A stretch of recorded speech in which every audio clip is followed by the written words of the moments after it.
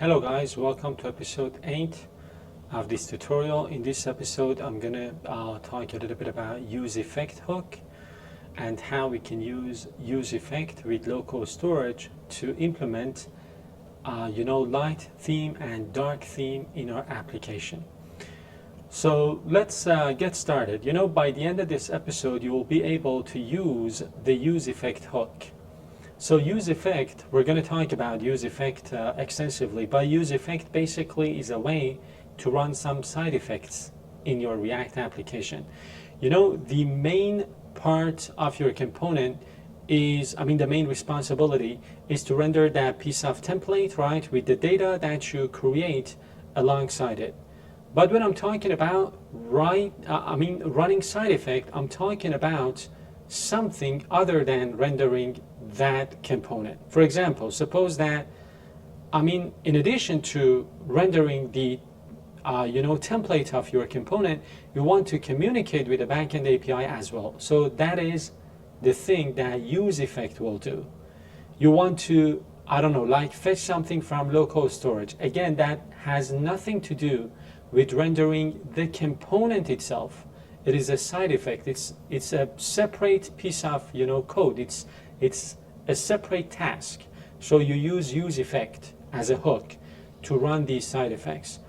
Then I am going to show you how you can store the user preferences inside of local storage. In this case, the theme of the application, which can be dark or light. And then I'm going to show you how you can reload that theme, light theme, dark theme, after the application reloads. So again, let's talk a little bit about useEffect. I told you that useEffect is a hook, and in a nutshell, hook is a piece of reusable code. It is like, let's say, a function that you can reuse. So useEffect basically is allows you to run or to perform side effects.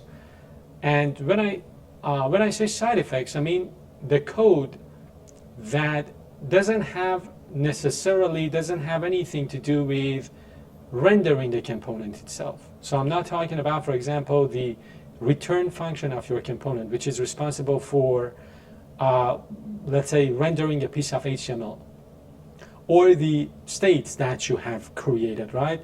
So some side effects, something that is, that is going to be executed alongside the main code of your component. Interacting with local storage, making API calls, subscribing to events are all examples of side effects. And the way you use the useEffect hook is like this. So you use useEffect, you write the code that you want to execute as a side effect, and then there is this dependency array that controls when this code is going to execute. So basically, the useEffect is going to run after the first render of your component and whenever the dependency array changes. If the dependency array is empty, it's going to run only once whenever the component first is mounted, right? And of course, you can add some items to the dependency array as well. For example, one of your states, one of your local states, and that means that whenever the value inside of that local state is changed, that useEffect is executed again. So we are combining the useEffect hook, local storage, and some local state to implement the theming functionality. And that theming functionality needs to be, we need to be able to toggle it from light theme to dark theme. The first thing I want to do inside of app.jsx is that I want to create this local state called theme with this default value, light. And then I am going to use this piece of code. So the useEffect hook. This useEffect hook is running some side effect code, some code that has nothing to do with the main code of the component. It is communicating with the local storage to get an item with this key if it exists, and if it exists, it's gonna set the local state that we just talked about, the theme, right, with the value inside of that key. And as you can see, the dependency array is empty. It means that it is going to render, or it is going to run only once when the component is mounted. So let me go ahead, and I have created a new branch. As you can see, inside of the app.jsx, the first thing that I want to do is to create this new local state. And then I am going to write this effect. So let's get the value for this key from the local storage, and if it exists, let's set that local state. So the next step is to persist the value inside of the local state, the theme, to local storage. Again, another theme, because we want to run some side effect. In this case, we are setting an item in local storage with some key and some value, right? And then this is the dependency array. It means that whenever the value inside of this local state changes, the theme local state, when this changes, this piece of code needs to run again.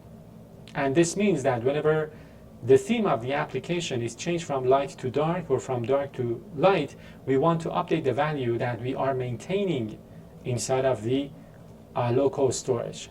So here I'm going to add another piece of code.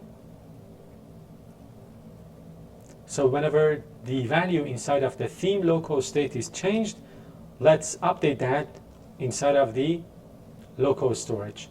Then we need to have a new button. So this button, as you can see, is going to kind of toggle the value inside of the theme local state. So if the current value is light, is going to set it to dark. If it is dark, or if it is not light, it is going to set it to light. And then we are doing some conditional rendering that we covered in previous episodes to render some content inside of this button. So we're going to check this. If the theme, the value inside of that local state is light, render this, otherwise render this. So let's add that, for example, here.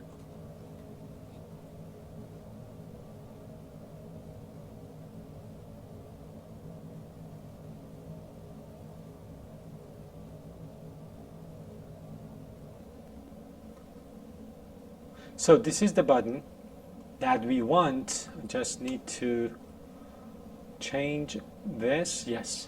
Now the button is here, but of course it doesn't work. The content is updated, the content is responsive, but the theme doesn't work, and of course we need to have some styling for that. So basically what I am going to do is that I am going to change the CSS class of our root component, the root HTML element, the div, with some CSS classes that we're going to add inside of the index.css. So I am going to add app, and then I am going to use the theme local state, the value inside of the theme local state, and we know that that value can be light or dark, right? So here we toggle this to light and dark, and the default value is light. And then I have some CSS styles that I am going to add to the index.css. For example, app.light is going to use this background color and this text color. Dark is gonna do this, and then I have some other CSS styles defined as well.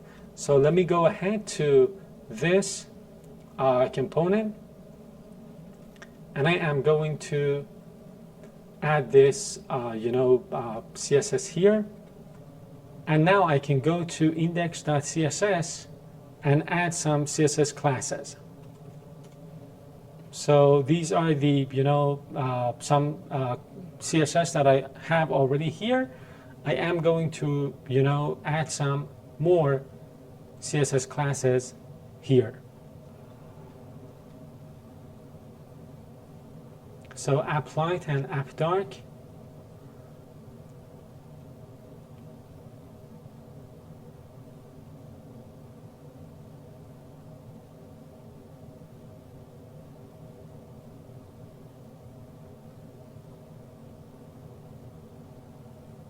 And then I can also add some, styling to the button itself. Of course, you can, adjust these if you want. There's nothing stopping you from, taking this further to adjust, the CSS styles, but you get the idea, right? So basically, you define a local state, you define two hooks to store the values inside of local storage, and then you apply your CSS styles conditionally. So if I go to, for example, the light mode, I can see the light version of the application and the dark version of the application. So we talked about this part. Now the code walkthrough. Of course, we created this local state. Whenever the application loads, we're using the useEffect hook to read the theme from local storage, and we're going to apply it. Another useEffect to watch for the changes happening on the theme state, and then updating the local storage accordingly, and then adding the CSS classes accordingly, right? So in this episode, we talked about useEffect as a hook, which allows you to write and execute some side effects, like for example, reading or writing to and from local storage. Local storage, browser API to persist data across the different sessions that you have, and dynamic class names when you are applying some CSS classes conditionally. So you now know how to create and persist a local state, which in this case is the theme, local state. You know how to toggle it using the button.